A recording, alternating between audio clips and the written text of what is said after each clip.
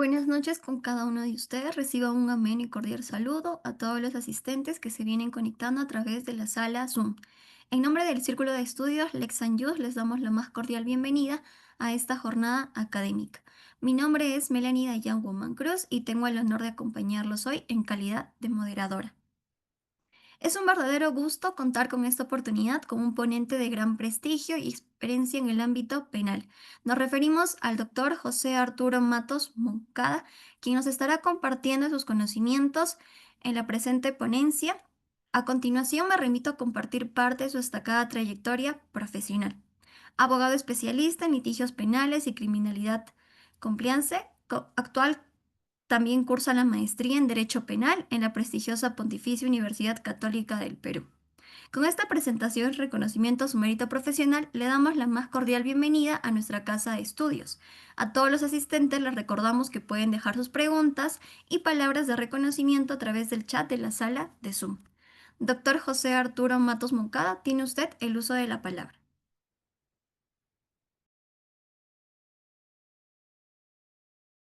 Hola, muy buenas noches, ¿se me escucha? Sí, doctor.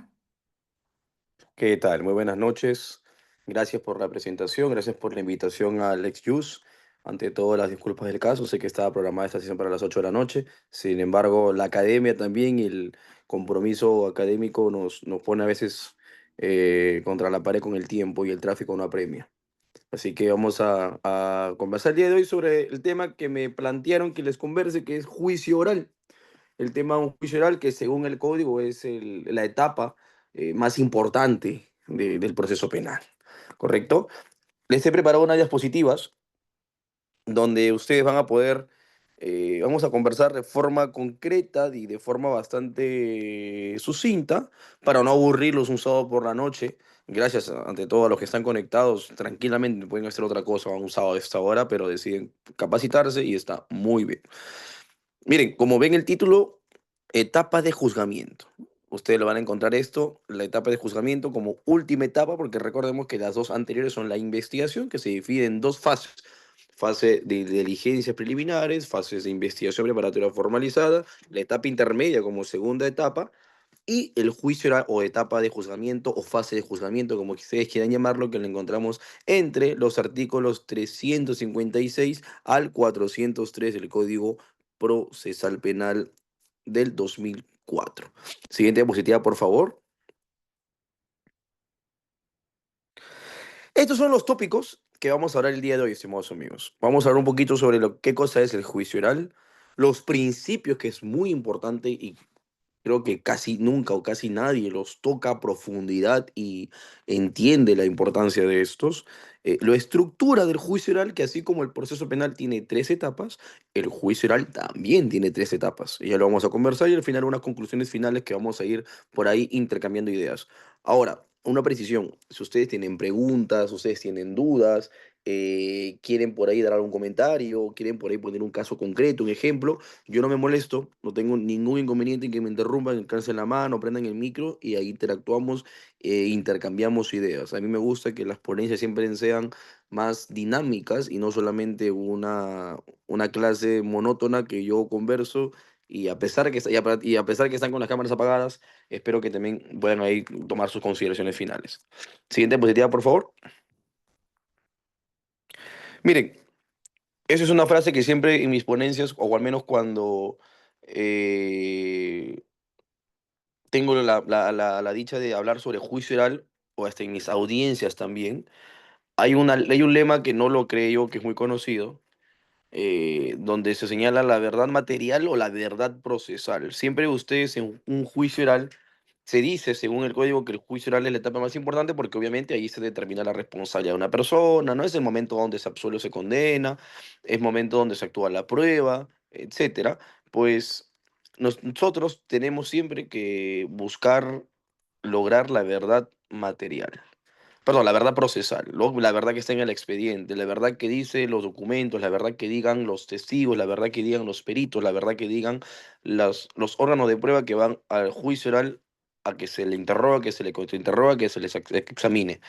La verdad material, estimados amigos, nadie lo va a saber, la verdad material nadie lo va a conocer, la verdad material solamente queda en la conciencia y en los recuerdos de las partes, en este caso el acusado y la presunta víctima o la víctima, pero siempre van a estar desde la perspectiva, recuerden ustedes que el fiscal ni el juez están en el proceso penal ni el abogado, perdón, en los en los hechos delictivos.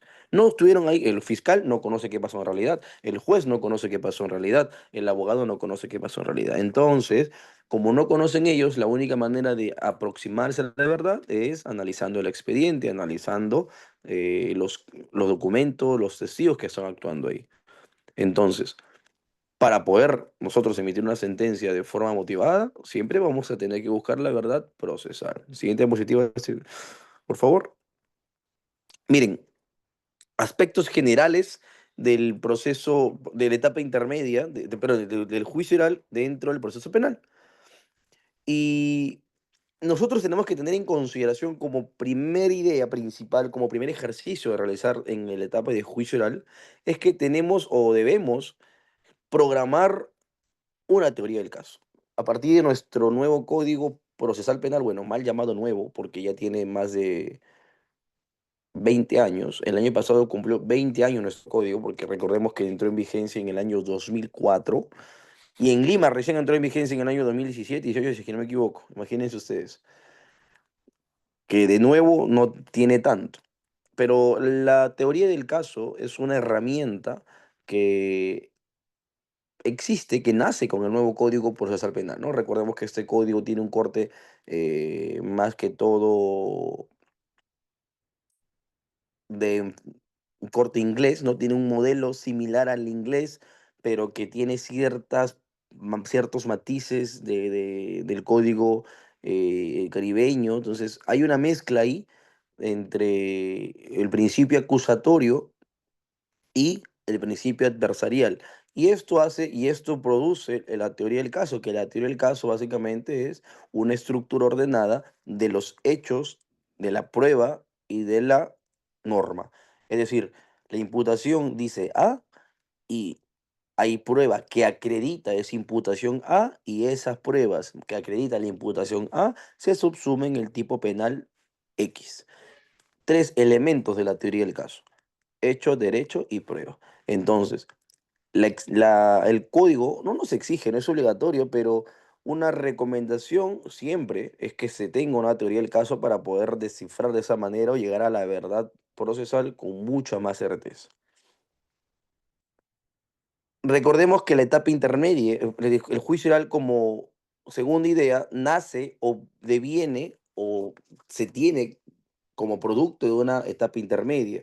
Recordar que el juicio oral ya viene con un caso que se ha ido matizando, porque la investigación es progresiva, recuerden ustedes, se ha ido matizando en etapa de investigación y se ha pulido, se ha filtrado en etapa intermedia. Un paréntesis aquí, recuerden que la etapa intermedia es considerada también una etapa bifronte, porque lo actuado en investigación preparatoria se va a descifrar en el juicio oral. Por lo tanto, vamos a tener en consideración este aspecto importantísimo, ¿correcto? Porque como al ser una tercera etapa, se sobreentiende o se entiende que el caso llega pues pulido. Recordemos que no todos los casos, al menos en teoría, estimados amigos, esto queda en la teoría, en teoría o no todos los casos deberían llegar a juicio oral, porque a juicio oral solamente llegan los casos que se deben discutir hechos, por ejemplo, culpable o no culpable. Pero, ¿qué pasa en la realidad? ¿Qué pasa en la práctica? Los casos llegan a juicio oral para debatirse temas de atipicidad, para debatir temas de sobreseimiento, para debatir temas de causa de justificación, para debatir temas de causa de exculpación, temas que se deben descifrar y deben determinarse, actuarse en etapa intermedia o en investigación preparatoria, ¿correcto? Entonces, al ser una tercera etapa, tenemos que tener mucho respeto al llegar ahí, porque más allá de que el caso se prolongue innecesariamente, hay dos temas que también entran a tallar ahí, que es los recursos del Estado que nosotros con nuestros impuestos pagamos Para aquellos que no sepan, una audiencia tranquilamente, para que se lleve a cabo una audiencia, oscila aproximadamente entre 10.000 y 12.000 soles. Por una audiencia, imagínense cuántos miles de soles se lleva a cabo a nivel diario por la audiencia del Poder Judicial. Y número dos, una segunda idea es en relación a la demora y la presunción de inocencia del imputado. Mientras un imputado sigue investigado mucho tiempo, se le está vulnerando su presunción de inocencia. Eso es parte también del principio de inmediación, inmediatez, etcétera, del proceso penal. Hay, como tercera idea de aspectos generales del juicio oral, una tendencia marcada al principio acusatorio, que es el ejercicio de roles y funciones, o la división de roles o funciones, como quieran llamarlo ustedes. La tendencia de nuestro Código Procesal Penal es que eh, exista una persona que investiga, en este caso el fiscal, una persona que juzgue, que en este caso es el Poder Judicial, y una persona que defiende, que es el abogado defensor, junto con su patrocinado. Hay una división de roles, estimados amigos, y esta división de roles la debemos respetar siempre. Y el juicio oral, estimados amigos, es el momento para realizar una defensa estratégica. Eh, no hay que hacer, por ejemplo, muchos dicen, yo te ofrezco un servicio legal. El servicio legal, estimados amigos, yo considero que es muy genérico. Lo que debemos buscar hacer es una defensa estratégica. Una defensa estratégica analizando los pros y los contras y siempre tratar de decir a los clientes la verdad. No siempre se va a ganar un caso. A veces, perdiendo, también se gana. Por ejemplo, alguna terminación anticipada, alguna conclusión anticipada del juicio, por ejemplo, alguna medida o salida alternativa, conformidad con la acusación, etcétera, etcétera, para que sea mucho más beneficioso, uno, para el patrocinado y número dos, también con el tiempo de que toma un juicio oral, que sabes que tranquilamente vas a llegar a una condena. Porque no siempre los casos que llegan a juicio tienen que acabar en condena. También pueden ser absolutorias o también pueden ser por ahí nulas porque a un aspecto que sea valorado de forma incorrecta. Entonces, el juicio oral tiene muchos matices, estimados amigos. Siguiente diapositiva, por favor.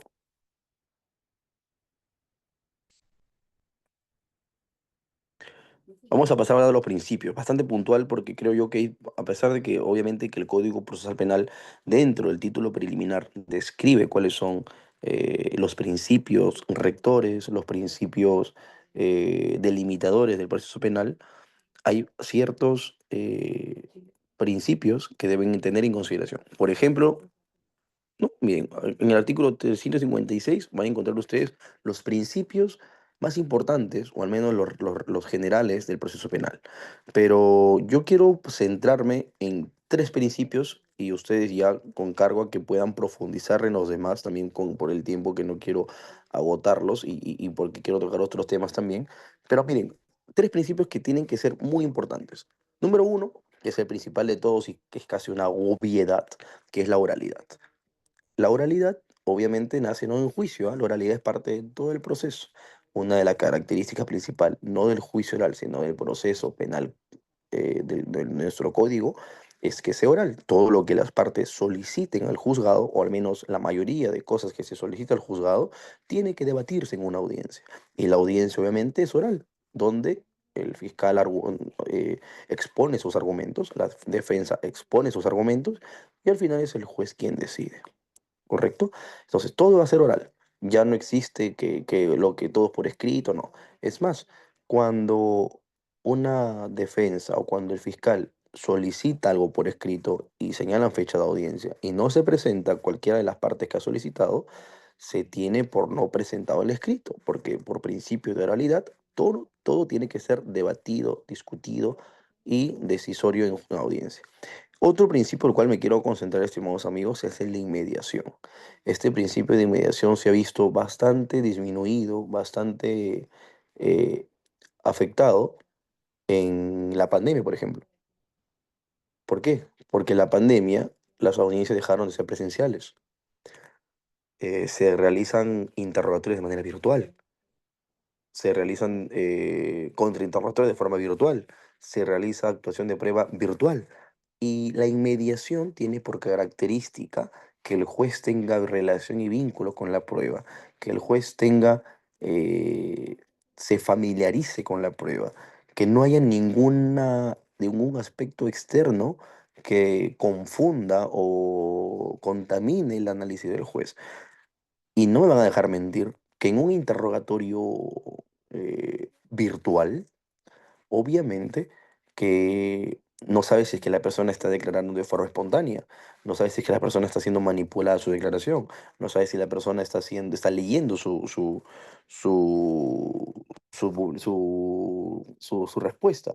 Por eso, en algunos juzgados, ahora respondo a tu pregunta, estimado amigo, en algunos juzgados se solicita, ya sea mayormente a la defensa, se solicita que las audiencias, al menos en etapa de actuación de prueba, sea de forma presencial, porque de esa manera la inmediación obviamente que va a estar presente. El juez puede ver la conducta del testigo del órgano de prueba, para ver, saber si miente, si no miente, si ha sido manipulado, no está siendo manipulado, tiene las preguntas preparadas, porque en teoría la respuesta de los órganos de prueba tendrían que ser espontáneas, tienen que ser libres y tienen que ser completamente verídicas. Pero obviamente de manera virtual una persona puede estar escuchando una pregunta del momento, le pueden estar soplando, le pueden estar dictando, le pueden inducir su declaración. Entonces por eso es que mayormente se recomienda, al menos, no todo el juicio, pero al menos esta segunda fase probatoria que sea de forma presencial. A ver. Pedro nos dice, en la actualidad hay muchos casos virtuales. Sí, claro, lo hace más que todo lo hacen por una cuestión de celeridad, pero no es que sea lo recomendable. Creo yo que la inmediación en este tipo de casos se ha afectado. Por ejemplo, te cuento un caso, Pedro. Yo tengo un caso donde se está viendo un aspecto un aspecto de violación sexual con un menor de edad y al momento de interrogar en juicio a la presunta víctima, perdón, era de mayor de edad, pero para el momento de interrogar a esta presunta víctima que se vea atentada en su libertad sexual, estaba con la cámara apagada y obviamente, ¿no? Tiene que protegerse la identidad de esta presunta gravedad, a pesar de que las audiencias se dan en privado. Pero esta persona comenzó a declarar y comenzó, por ejemplo, a tartamudear, comenzó a decir, comenzó a tener cortes en cada ciertas palabras, o sea, como que le estaban dictando, como que estaba siendo manipulada su declaración. Cuando yo le hacía una pregunta se demoraba unos 5 o 6 segundos en responder y decía que era la señal, eh, y había a veces como que se contradecía. Cuando una persona declara de forma espontánea se nota, habla fluido, no hay contradicciones, responde de forma inmediata. Y cuando hay errores de señal, también se nota, porque es mucho, la actitud es muy obvia. Entonces, hay ciertos casos donde la inmediación en ese tipo de, de escenarios como el juicio oral se ve muy mermada. Y número tres, como último principio que voy a tocar el día de hoy, es la comunidad de pruebas.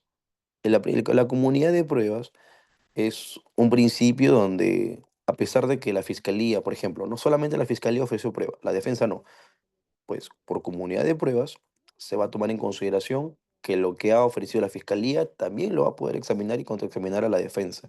Y lo que ha ofrecido la defensa también lo va a poder examinar y contraexaminar la fiscalía. Ustedes, algunos, si alguno ya practica, es abogado, ahora está en un juicio oral en etapa intermedia, por ejemplo, cuando se analiza el tema del ofrecimiento de prueba, eh, o alguna de las partes dice, no, doctora, me acojo al principio de comunidad de pruebas. O sea, no necesito yo ofrecer medios probatorios, me basta con que la otra parte ya los haya presentado y yo veré cómo esos medios de prueba que los ha presentado los convierto a mi favor. ¿No? La comunidad de pruebas es básicamente la unificación probatoria para todas las partes. Porque si tú ofreces algo, por una cuestión de derecho de contradicción también, la otra parte tiene que contradecirlo, tiene que cuestionarlo, tiene que absolverlo. Entonces, por eso es que se le conoce a la comunidad de prueba. ¿Correcto, estimados amigos? Siguiente diapositiva, por favor.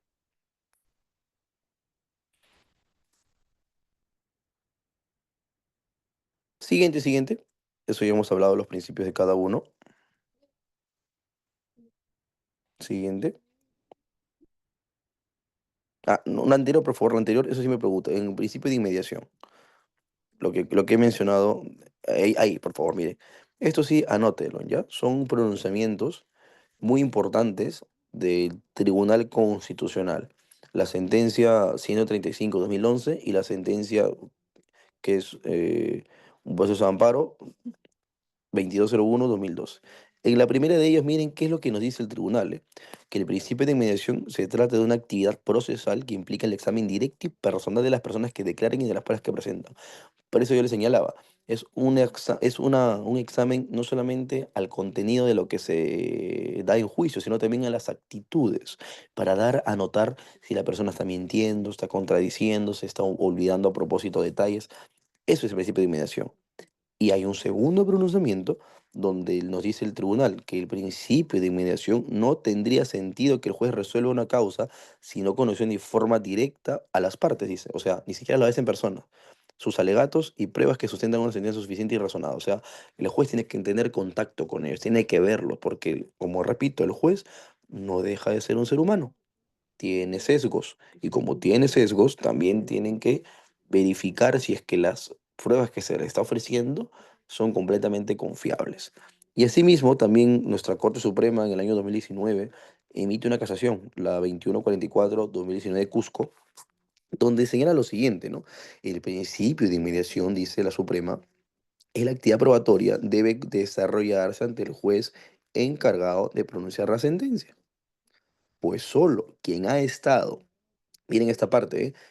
Solo quien ha estado en la actuación de la prueba y sus alegaciones de las partes se encuentra en condiciones jurídicamente aceptables de deliberar y dictar una sentencia. Entonces, lo que te dice la Suprema es, para que un juez tenga la capacidad de analizar una declaración, de analizar una prueba, de valorar una prueba y motivarle en una sentencia, tiene que tener contacto con la prueba, tiene que saber quién es, tiene que saber sus antecedentes, tiene que saber si es fiable o no es fiable.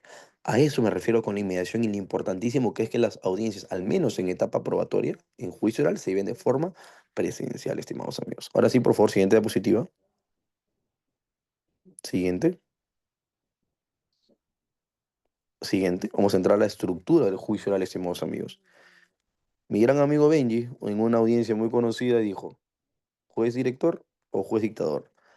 Porque obviamente el juez de juicio, que es diferente al juez de investigación preparatoria que ve la etapa de investigación y etapa intermedia, no puede exceder en prerrogativas. El código es muy claro al señalar que la etapa de juicio oral tiene tres fases: la fase inicial, la fase probatoria y la fase final.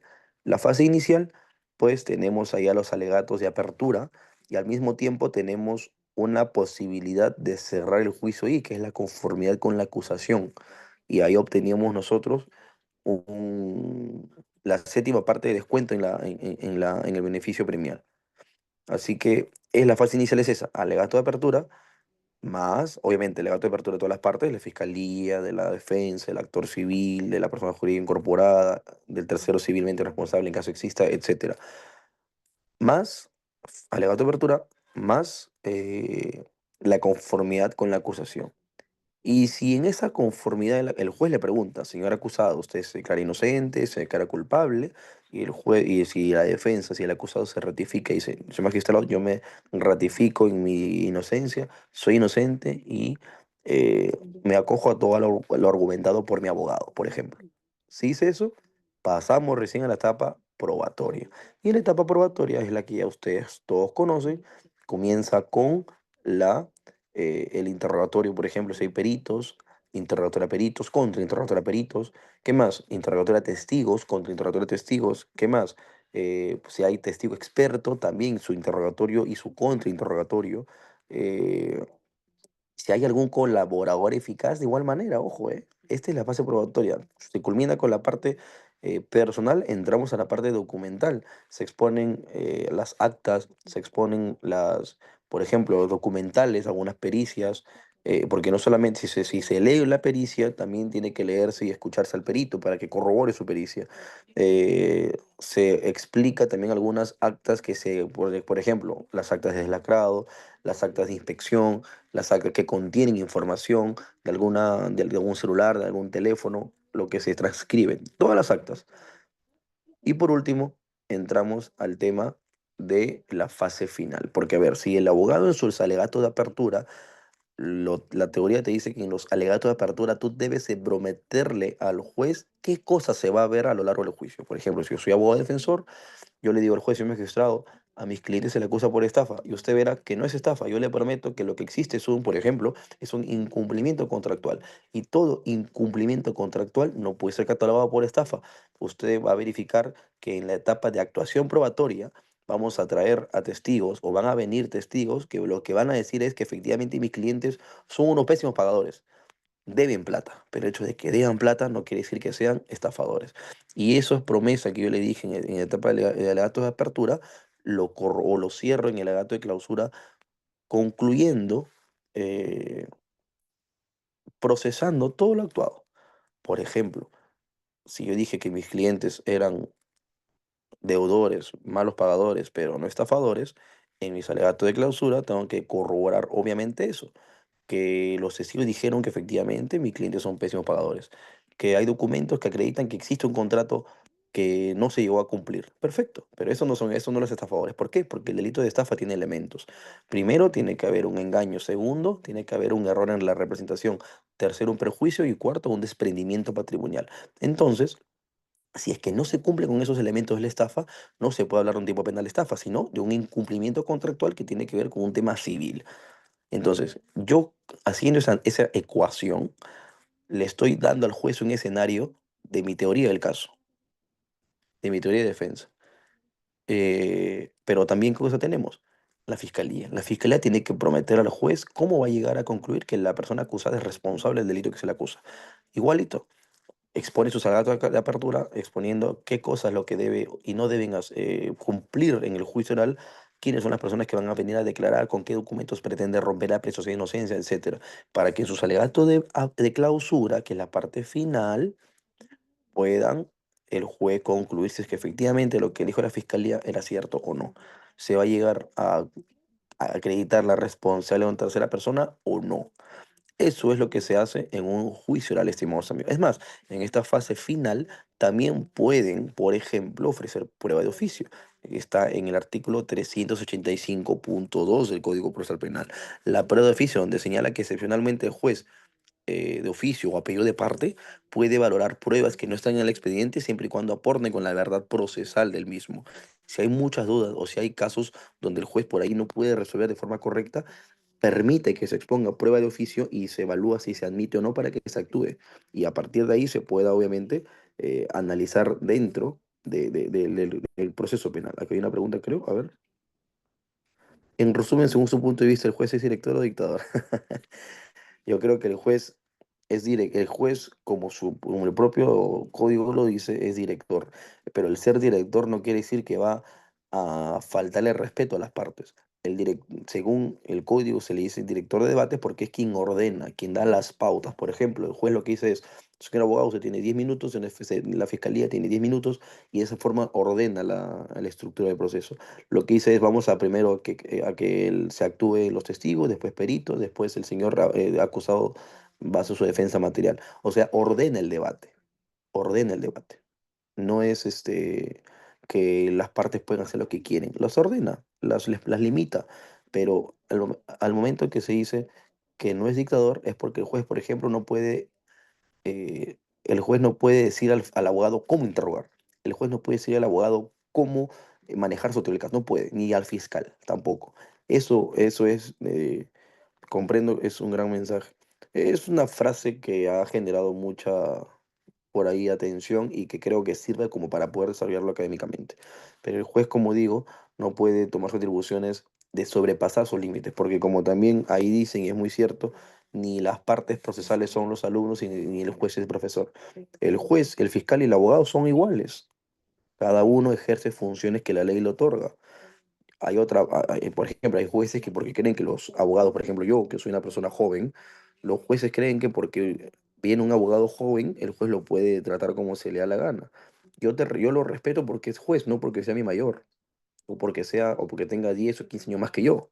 Yo lo respeto porque es juez, y él me tiene que respetar a mí porque soy abogado. Él tiene la medalla blanca y yo tengo la medalla azul, en este caso porque soy celeste.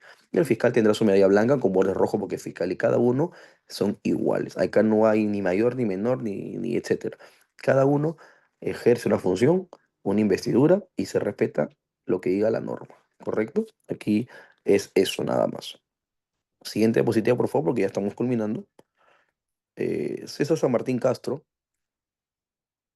a partir de la queja 1236-2021, en La Libertad, en el fundamento quinto, segundo párrafo, señala, dice, la dirección del juicio recae en el juez director de debates. Obviamente, la dirección del juicio significa, como había señalado, el orden del debate. Por ejemplo, si una de las partes, ustedes ven el caso Castillo, cuando una de las partes se quiere poner un poco atrevida, un poco malcriada, y la propia frustración del mismo, ustedes escuchan, por ejemplo, a Neira Flores que ordena el debate. Dice, por favor, señor abogado, guarde la cordura, señor fiscal, guarde la cordura, vamos a hacer así, o sea, evítense de hacer comentarios de tal manera, hagan la pregunta concreta. Ese es dirigir el debate. Eso es dirigir el debate. Pero si es que el juez quiere por ahí sobrepasar límites y condicionar las actitudes de las partes, ahí ya no es director, sino excede sus funciones y que tranquilamente pueden plantear un recurso de reposición, podrían plantear por ahí que se inhiba el caso, etcétera. Todo la facultad es que la ley otorga. Siguiente diapositiva, por favor. A ver, Robert nos hace una pregunta. Pregunta, caso de incumplimiento de pago de obligación por pago de deuda ante el acreedor, la misma que ha sido sentencia vía civil, no sirve para que se puede iniciar una denuncia por estafa por deudor. Robert, estamos en una clase de juicio oral y me estás preguntando temas ajenos. Lo voy a responder, sí, pero que culmine la sesión, por favor, para no mezclar temas. Te agradezco mucho. La siguiente diapositiva, por favor. Siguiente diapositiva, porque es lo que he explicado de forma resumida. Siguiente. Porque es todo lo que he señalado, pero de forma resumida para no cansar la vista. Siguiente, por favor. Siguiente. Miren, con esto vamos acabando, somos amigos. Aquí he sido bastante concreto porque me interesa que ustedes entiendan lo más fácil posible y a partir de ahí ustedes puedan profundizar de forma independiente cada tema que a ustedes les interese el juicio oral, porque el juicio oral tiene mundos pequeños adentro. El juicio oral es como que el juicio oral es una galaxia y cada planeta es un tema diferente a tratar que ustedes tienen que investigar a profundidad. Pero yo me quedaría con las siguientes consideraciones finales, estimados amigos. Número uno, el juicio oral a mi entender, ojo, a mi entender, yo como José Arturo Matos, abogado litigante, especialista en penal ya muchos años, yo creo que el proceso penal no es la etapa más importante. Para mí es la etapa intermedia, pero el código establece que es la más importante porque obviamente que ahí se determina la responsabilidad o no de una persona acusada. Número dos, debemos tratar en medida que ciertas actuaciones probatorias sean de forma presencial, por lo que les acabo de señalar, principio de inmediación, con muchos testigos, muchos peritos, muchos testigos expertos, muchas personas pueden manipular su declaración y de esta manera inducir error. Y número tres, estimados amigos, número tres, debemos evitar tener un límite de respeto por miedo a los jueces. Es lo que siempre he visto yo. Se limitan a objetar, se limitan a sentar bases, se limitan hasta hacer contradicción, evidenciar eh, alguna técnica de contrainterrogatorio porque le tienen miedo a que el juez se moleste. Siempre he visto eso. Así que yo creo que hay una línea muy delgada entre el respeto al juez por ser juez y una línea muy delgada entre el respeto al miedo al juez. Yo como abogado joven les digo que en el juicio oral las partes son iguales. No tengan temor de objetar, no tengan temor de opinar, no tengan temor de sentar también su posición. Porque recuerden que es el juego de la libertad de su cliente. Y 15 años, 20 años, 30 años no es un juego. Así que tienen que tratar de ser tercos, pero con respeto. La norma nos da el camino correcto para debatir en una audiencia y creo que tenemos las herramientas cuando estamos preparados para enfrentarnos ante cualquier adversidad en el juicio legalmente hablando. Así que les agradezco mucho. Si hay algunas preguntas, quedo atento y si no, pues ha sido un placer.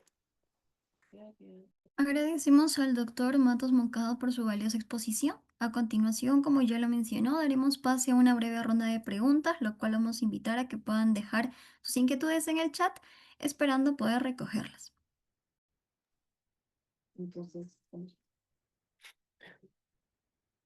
Aquí hay una pregunta de nuestro amigo Pedro, que dice, nosotros como futuros abogados podemos solicitar que las audiencias sean presenciales. ¿Se puede solicitar que la audiencia sea presencial? Sí, pero lo tienen que ser las partes, no un tercero ajeno. Por ejemplo, yo, dentro de, yo que soy abogado de una parte acusada, puedo pedir al juzgado que cite audiencia presencial por tal y por tal y por tal motivo. Obviamente siempre tiene que haber un motivo, ¿no? No es porque yo quiera, no es un capricho, sino que tiene que haber un motivo, tiene que haber una razón por la cual pueden solicitar que sean presenciales. No solamente la defensa, sino también la fiscalía. Y ojo que lo han hecho, ¿ah? Lo han hecho y hay audiencias que se han puesto de forma presencial sin problema alguno.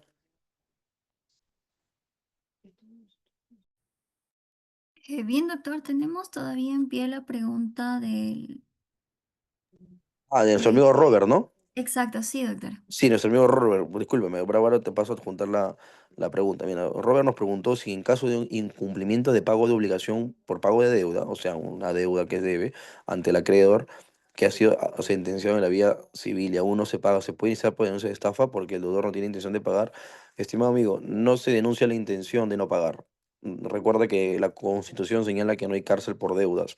Lo que puedes hacer si quieres llevarlo a la vía penal y de esta manera forzar el pago, yo te recomiendo que esa sentencia lo ejecutes y que el juzgado envíe una resolución de ejecución de pago bajo apercibimiento de esta persona y que en caso de hacer caso omiso, no lo denuncies por estafa, sino lo vas a denunciar por resistencia a la autoridad, porque hay una orden judicial que no está acatando y tampoco tiene la intención de acatarla. Ahí lo conviertes en penal, pero no por estafa, sino por desobediencia a la autoridad. Correcto, estimado amigo, es la única, es una solución que te doy. Pero por estafa nunca lo vas a poder denunciar porque la estafa tiene elementos. No, el hecho de que tú no quieras pagarme no es estafa. La estafa tiene elementos. Y para que se acrediten esos elementos, es, son otra cosa más allá de no querer pagarte. Así que yo te recomiendo que si quieres presionarlo con la vía penal, denúncialo por resistencia a la autoridad. Solamente eso. Bien, doctor, vamos a esperar unos minutos a ver si hay todavía alguna duda o consulta, si no pasamos ya a hacer la entrega. Perfecto, no hay problema.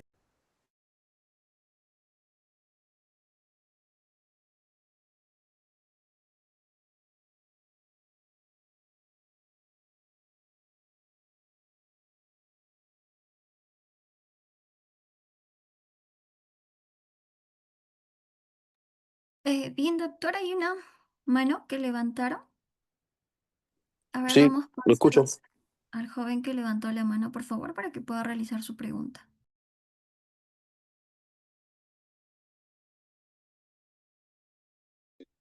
Sí, doctor, buenas noches.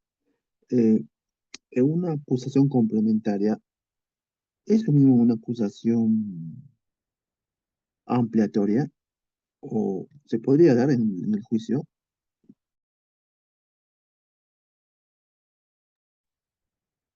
A ver, estimado amigo, paso a responder tu pregunta. La acusación complementaria y la acusación, ¿cuál fue el otro nombre? ampliatoria, creo? Dicen Ya, ampliatoria, ya, son distintas. Te explico. La acusación complementaria en sí tiene que ver, por ejemplo, con como una imputación alternativa. O sea, trato de entender tu pregunta, porque el término acusación complementaria en sí no es que exista, tampoco existe el término de la acusación, se me va el otro, ¿cuál fue el otro término que utilizaste? ampliatoria, le dicen, Ampliatoria, ya, ampliatoria. eso no existe una acusación ampliatoria. Lo que establece el código es que el fiscal efectivamente puede, eh, puede aumentar cuestiones netamente que no sean sustanciales a la acusación en plena audiencia de etapa intermedia. No en juicio oral, ojo, porque la acusación se debate en etapa intermedia. Eh, entonces, lo que puede hacer el fiscal, por ejemplo, es agregar algunos elementos de convicción que por ahí, por temas X, se le olvidó, pero lo que no puede hacer es, por ejemplo, agregar hechos, no puede agregar tipos penales, no puede agregar imputados, porque ya estará afectando el principio de congruencia. Y en relación a la acusación suplementaria, creo que señalaste, y la otra Ah, es, complementaria. ajá, la complementaria no existe, lo que existe es una imputación alternativa. O sea, el fiscal lo puede, su acusación lo que puede hacer es al mismo tiempo fundamentar una imputación diferente. O sea, en cristiano es, señor juez, yo fiscal acuso a esta persona por ejemplo, robo agravado. Pero a pesar que no sea robo agravado, también puede ser otro delito, puede ser hurto.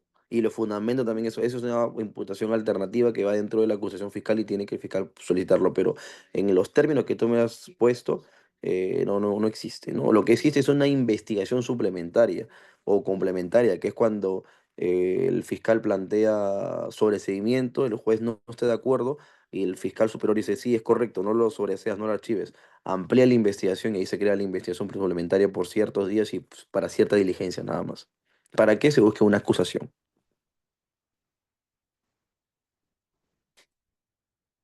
Bien, doctor, para poder culminar con la ronda de preguntas, la asistente Angie Calderón nos hace mención a que si podría explicar, por favor, el artículo 385. Cuando señalé, claro que sí, cuando hablé del artículo 385 numeral 2 me refería al numeral 2 para ser específicos, hablo acerca de la prueba de oficio. Quiere decir que cuando, antes de tus alegatos de clausura, el juez tiene la potestad de preguntar si es que alguien quiere ofrecer prueba de oficio, o sea, no, documentales, pruebas que no estén en el expediente, documentales, pruebas que no se hayan debatido, que no se hayan admitido por temas X, pero que de todas maneras van a servir para poder resolver mejor una sentencia. Recuerden que está en juego la libertad de una persona, entonces por eso que el código también se pone en ese supuesto y trata de encontrar cualquier solución ante un vacío. Pero lo único malo es que la prueba de oficio puede ser de doble filo, porque el juez puede pedir al fiscal una prueba que la fiscalía no lo ha hecho, y ahí se puede romper la imparcialidad.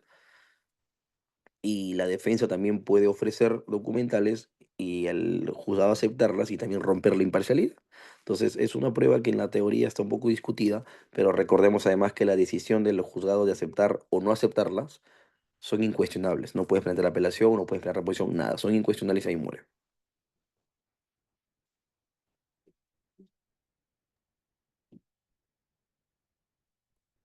Doctor, disculpe, han colocado una última pregunta dentro del chat. No sé si sería factible poder leerlo. Sí, a ver.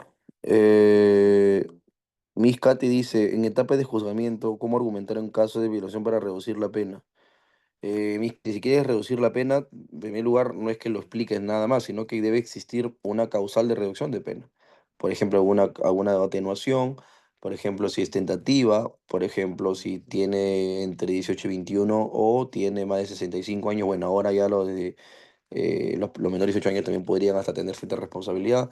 Y te recomiendo leer el acuerdo plenario 1/2023, donde ahí puedes encontrar acerca de la dosimetría judicial, o sea, las disminuciones de la pena en casos específicos. Y en base a eso puedes argumentar una teoría del caso que tu finalidad sea esa, reducción de pena. A ver, nuestro amigo también, Fran, Miscate, espero que haya servido algo mi respuesta. Fran también nos ha dejado una pregunta, que lo ha repetido, sí le voy a leer, Fran, no te preocupes. Fran nos dice, doctor, ha llevado hasta la etapa intermedia algún caso de violencia familiar en donde haya defendido a quien le imputan ser autor de violencia y en ese estadio, ¿cuál ha sido el desafío que ha podido usted afrontar teniendo solo el certificado médico legal donde se indica que la supuesta víctima sí tiene moretones equimosis, pero nunca el médico legal puede determinar que el presunto imputado haya sido quien haya propinado esas lesiones, puesto que la víctima no ofreció testigos? Perfecto. Es lo que siempre suele pasar. Si existe certificado de agresión, existe certificado positivo de lesiones, y lo que existe estrictamente son eso. Por ejemplo, existe el certificado de lesiones, pero no acredita que la persona a quien se le imputa haya ocasionado esas lesiones. Puede ser cualquier persona. Y en base a eso, lo que tienen obviamente que determinar es si estás en etapa intermedia ya y solamente existe ese certificado como modo de prueba, tú tendrías que solicitarle sobreseimiento por falta de medios probatorios, ¿no? Por la fuerza acreditativa insuficiente, porque lo único que acredita eso es que hay lesiones, sí, pero que no acredita que tal persona lo haya realizado. Eso se debió determinar en etapa de investigación, cuando sí tengan las partes, a víctimas, testigos, etcétera, para que de esa manera pues, logren vincular y también imputar y también sindicar a tal persona que está como acusado. porque si no, tendría que sobre eso el caso, ¿no? Y si llega a juicio ese caso, déjame decirte que es estrictamente presión mediática o presión social por el caso, ¿no? Puede que el juez que vea el caso sea muy sensacionalista, etcétera, y decida que lo lleve a juicio. Siempre va a haber, como señaló, un sesgo del juez, porque los jueces son seres humanos y tienen sus criterios. Espero que te haya servido, estimado Frank. Bien, doctor, muchísimas gracias por este momento de la ronda de preguntas. En nombre del Círculo de Estudios Lex Yus, agradecemos profundamente su presencia. Estimado doctor, valoramos enormemente el conocimiento que hoy día nos ha brindado. Como muestra de nuestro reconocimiento, procedemos a hacerle la presentación del certificado que a continuación se va a compartir.